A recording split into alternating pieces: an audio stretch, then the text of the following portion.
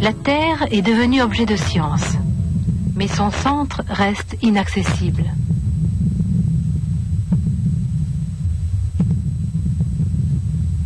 Les chercheurs ont trouvé le moyen de voyager en images à l'intérieur de la Terre grâce aux ondes émises par les séismes. Dans les observatoires répartis autour du globe, ils enregistrent à quelle vitesse, sous quels angles, les ondes sismiques traversent des matériaux de consistance et de chaleur différentes. Ainsi, ils pénètrent dans des lieux invisibles et obtiennent une échographie de notre planète, repérant zones chaudes et zones froides et frontières entre croûte, manteau et noyau.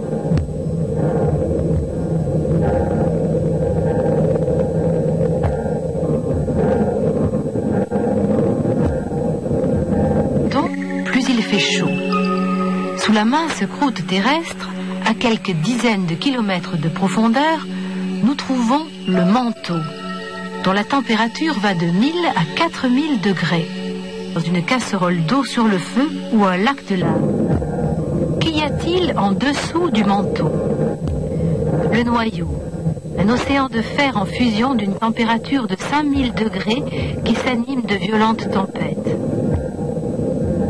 Ces mouvements produisent le in vivo les effets de cet océan interne de fer liquide.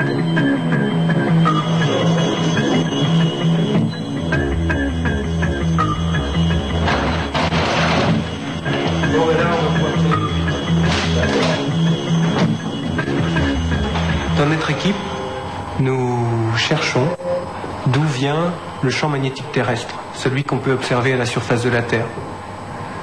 On suppose que ce champ vient des mouvements à l'intérieur du noyau de la Terre.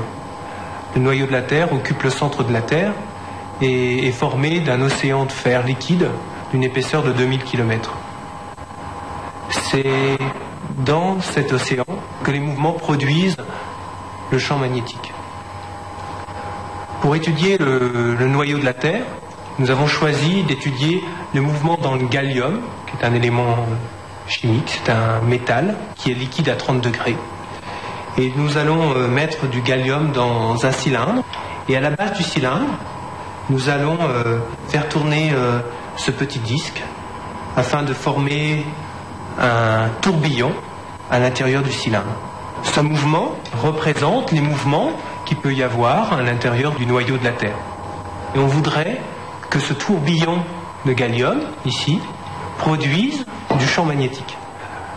Pour cela, nous avons placé ce cylindre à l'intérieur d'un électroaimant qui se trouve ici. Et donc, on va produire ici le tourbillon à l'intérieur du champ magnétique et on va imposer un champ magnétique et étudier quel est le champ magnétique produit par ce tourbillon.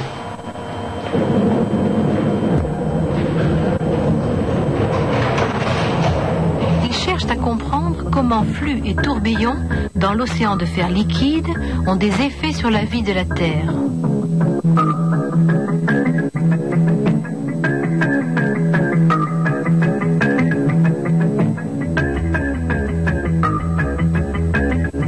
Les mouvements du fer en fusion créent un champ électrique,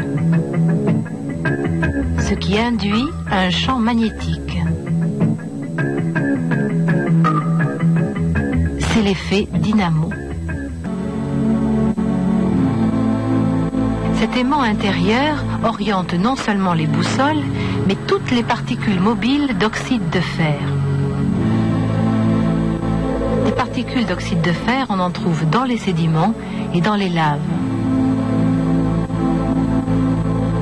Elles se comportent comme autant de petites boussoles, devenues captives lorsque la lave se fige, lorsque la pierre se durcit.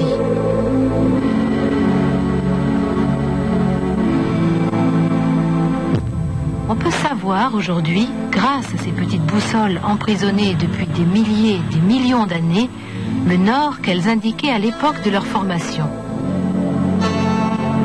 Quel nord? Le nord et le sud magnétique s'inversent fréquemment, de manière encore inexpliquée, comme si l'aimant à l'intérieur de la Terre se retournait.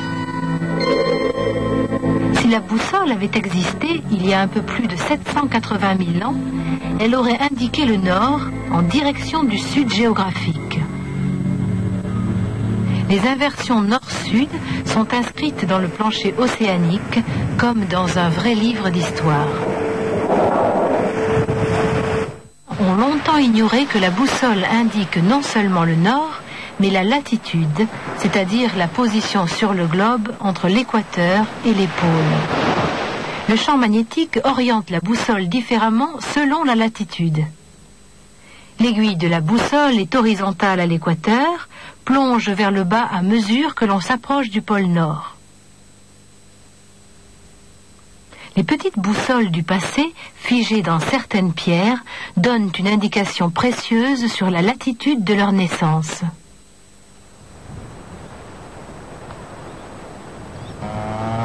C'est pourquoi les chercheurs de l'expédition au Tibet sont à l'affût de grès rouges, riches en oxyde de fer. Ils veulent savoir sous quelle latitude se sont formées ces pierres, quel voyage elles ont fait avant d'arriver ici, pour mieux comprendre comment s'est effectué le déplacement des morceaux d'Asie chassés par l'Inde.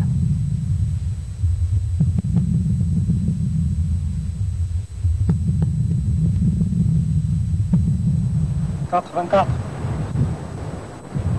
68.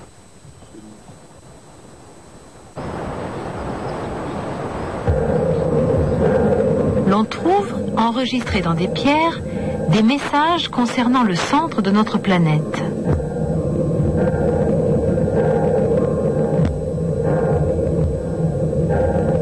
Après avoir traversé l'océan de fer liquide et ses tempêtes, nous atteignons enfin le centre de la Terre. La graine dure, en fer cristallisé, dont la température dépasse les 5000 degrés. Pourquoi tout ce voyage? Quelle relation y a-t-il? Pourquoi l'intérieur de la Terre est-il si chaud? Cela tient aux conditions de naissance de notre planète il y a 4 550 millions d'années. Les éléments radioactifs présents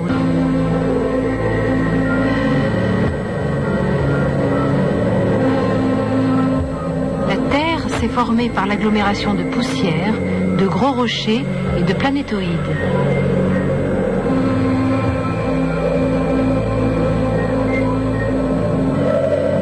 Cette agglomération violente, ces chocs entre mini-planètes, produisent de la chaleur. Une partie de cette chaleur, des tout débuts, reste enfermée au centre.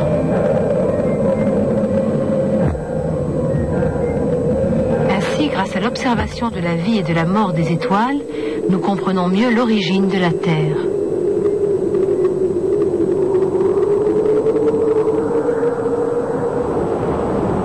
Aujourd'hui, se révèlent dans les paysages modelés par l'énergie de notre planète les vestiges d'une longue histoire. Vestiges d'une longue histoire.